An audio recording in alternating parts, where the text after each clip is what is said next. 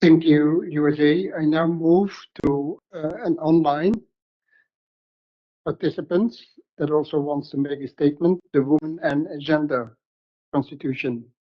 You are still with us? Then you have the floor. Hello, this is Hajar on behalf of Women and Gender Constituency. Thank you, Chair. The Women and Gender Constituency would like to stress again that the fact that among the different conversation that we have had, we keep on missing key points. That's at the very core of the need for the transition that we envision. We need to move away from growth-based economic model that pushes us beyond planetary boundaries. We have surpassed 6 out of 9 planetary boundaries so far. Let us move forward by considering among the arrays of efforts such policies that target sufficiencies and prioritize life. Otherwise, let's be frank, energy demand will just keep on rising in parallel with the extractions of critical minerals to fulfill the thirst.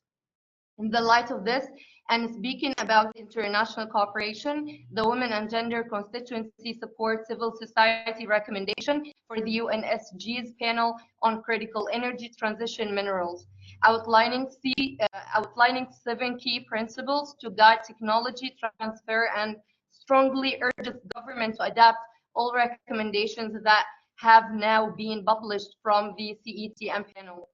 Now, we talk about how we pay for the transition and how we pay for the climate action. We do need to be bold and talk about the money spent on fossil fuel, about the money spent over war.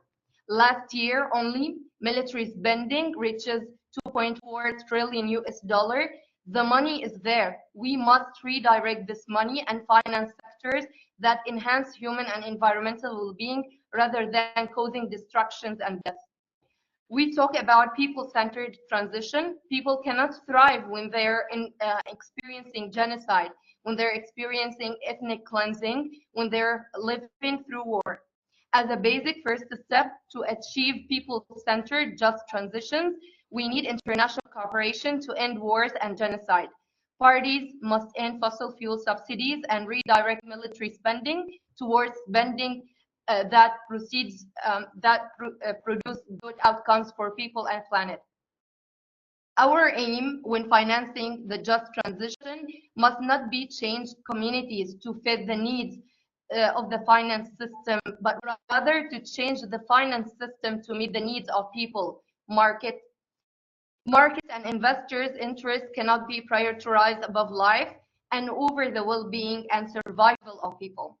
Finally, when we talk about procedural justice, which is a key pillar of just transition, not a thing to do, but something essential and unavoidable if we are to meet what is considered to be criteria for just transition. As the Women Constituency, we have continuously highlighted the procedural justice and proper participation of civil society in the Just Transition Working Program remain sorely lacking alongside our constituency colleagues in Ingu, Yangu, and Tongu. We have been calling for institutional arrangements in the work program to guarantee proper participation of the observer constituency groups in the Just Transition Working Program.